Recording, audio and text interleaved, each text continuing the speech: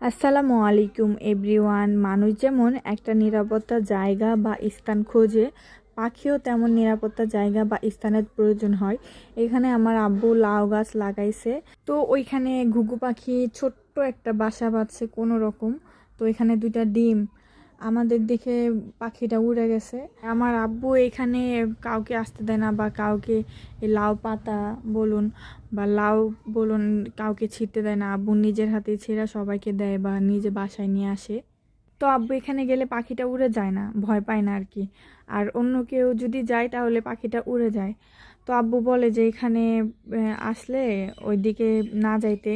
আর ওইটা ছিল আরেক দিনের ভিডিও, তো এটা আমি একদিন আগে গিয়েছিলাম, তো তখন ভিডিওটা করে নিয়ে আসছি। দেখি পাখিটা বাসার মধ্যে আর কি ডিম পাড়তেছে।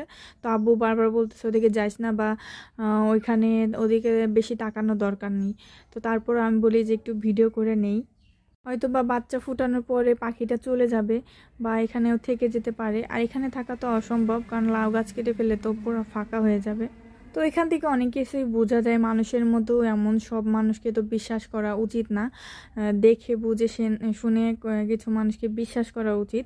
অনেকেই বিশ্বাসের সুযোগ নিয়ে অনেক ক্ষতি করতে চায়, বা আপনাকে সামনে ভালো বলে কিন্তু পিছনে খারাপ বলে। তো এর থেকে দূরে থাকাই ভালো।